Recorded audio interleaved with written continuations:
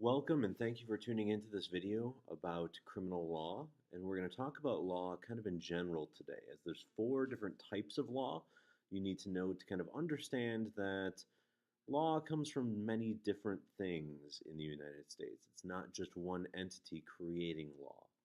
And to start with that, we really need to look at the historical perspective that in the United States, our law system kind of originated in the way the British law system functions. Their law system is based on common law.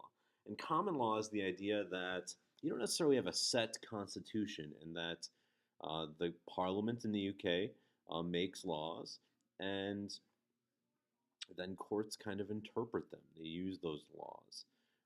And furthermore, the parliament continues to make more and more laws, not necessarily laying down a hard constitution to interpret.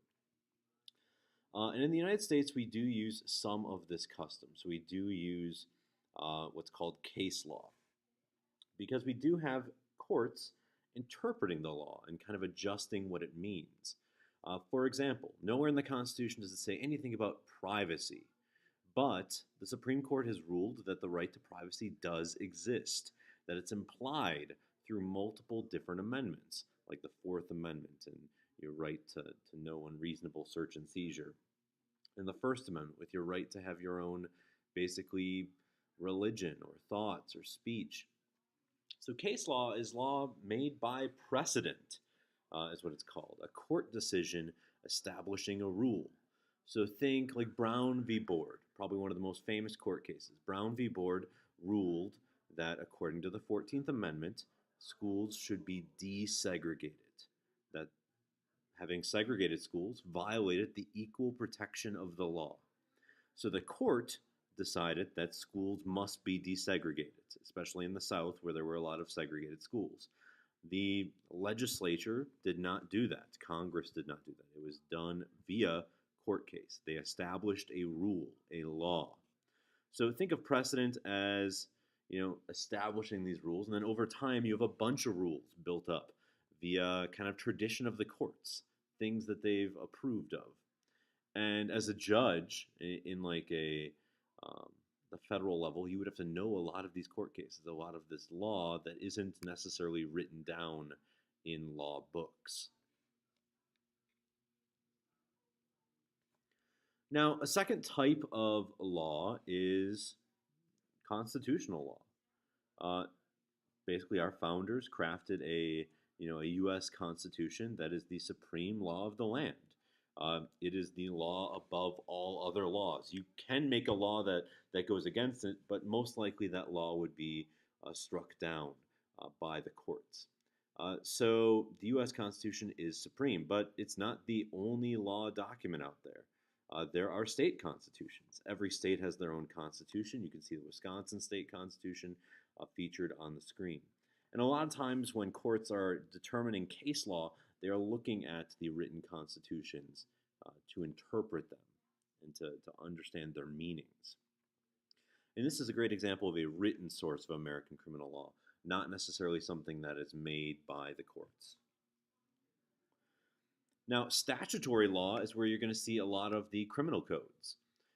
So statutory law involves statutes, not statues, but statutes, which are basically laws written by a state or a local legislative body, a county, a city, a village.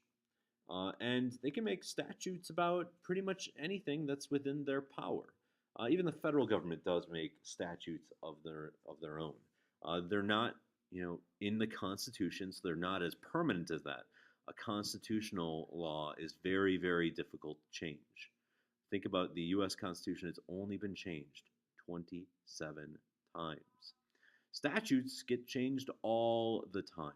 There are new local ordinances, there are new state statutes all the time. And I said local ordinances. Something to note is that a local community, like a city, makes ordinances, and that is basically the same thing as a statute. It's just their terminology for a statute. For example, there's an ordinance saying that your dogs must be licensed. In fact, in Marshfield, there's a limit to how many dogs and cats you can have. I believe it's 2 dogs and 3 cats, unless you get permission from the local government, from the police department. So they're monitoring how much animal you can have in your possession, probably for your own safety in the big scheme of things. Someone with 200 cats is probably not living in a safe condition. But they also monitor things like how much garbage you can put out on your sidewalk, how long your grass can be, whether or not you can blow that grass into the street. There's all sorts of different laws that guide you at a local level that seem kind of frivolous at times, but they're important to making sure things function well, making sure that your local society works. And the catch is, though, they only have jurisdiction over this one select area. So if you were in Marshfield and you had two dogs and you moved out of Marshfield into the countryside, you could have more dogs because there probably wouldn't be the same rules there. There'd be different rules. And the requirement for grass length might be different between Marshfield and Stratford. And the penalties for some sort of crime might be different from Stevens Point to Marshfield. So, depending on what community you're in, you could have different rules and different laws, different statutes. Think like marijuana laws. There are certainly different states with different marijuana laws. There are different states with different adoption laws. These are all statutes, laws that have been established by the state or the local government that can be different in different states. And they're easier to change than those constitutions.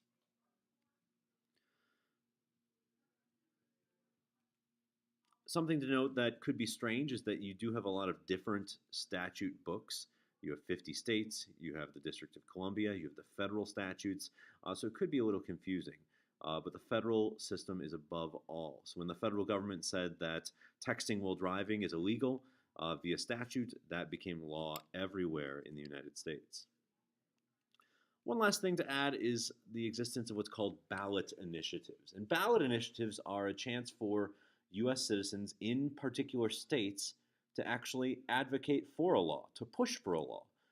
The most common examples occur in California, where they have many ballot initiatives. So the people propose a law and then they vote on it. Now, this is essentially creating a statute from the people, not necessarily a legislative branch. So it's the people creating the law and not the legislative branch. Kind of similar to in Wisconsin, we have referendums where people vote on a law, but in Wisconsin, the legislative branch has to approve those referendums beforehand. In California, if you want to see some sort of law passed, like you want lower taxes, get signatures on a piece of paper supporting that, turn it into the government, and then it gets voted on by the people of California. And as you can imagine, a lot of people want to have lower taxes. So it's probably going to get approved. But at the same time, you could also have people, approving an increase in spending, which could then create a lot of debt problems as you're spending more but taking in less money. So ballot initiatives could be dangerous as well. And here are some famous ballot initiatives, like a lot of the marijuana laws were pushed for via ballot initiative, and the three-strike policy, which we'll talk about more in later on this year, where essentially if you get 3 felonies in the state of California, you get a very harsh sentencing, potentially life in prison. And our last type of law, the fourth type of law, is what's called administrative law. Some people call it bureaucratic law because essentially agencies and departments of the federal government and state governments make rules. They make regulations. For example, the Environmental Protection Agency. They are charged with protecting the environment, protecting it from pollution of air and water. So let's say a company dumps a bunch of toxic waste into your streams. The people in charge could face penalties. They could face a trial. They could face arrest from the EPA. The EPA has their own special agents that could arrest you for violating this administrative law. Now, the EPA was just handed a law from Congress that says you are to basically monitor and protect waters and air. But they determine what level of pollution counts as, a violation. So the EPA gets a lot of flexibility, a lot of what we would call discretion or choice in how they're going to enforce these laws. So they get to interpret some rules, they get to create their own regulations for businesses and people that they have to follow. And another example would be like the Food and Drug Administration, where they monitor prescription drugs to see what is safe to be consumed. They monitor food to make sure that you're not eating E. coli or some sort of other bacteria. They're making sure that things are safe for human consumption. And if a company is not following their protocols, their rules, they could face consequences. And the rules were established by the FDA of like you must water the spinach, you must wash the spinach before you package it and send it off to grocery stores. If a company is not following that regulation, they could face some serious consequences and potentially be responsible for deaths from a potential E. coli outbreak. So regulatory agencies are extremely important because they're regulating businesses and making sure things are safe for humans. And they get a lot of flexibility in setting up those rules and orders through their own administrative law. And you should be able to identify, if I give you like a scenario, which type of law we're talking about of these four.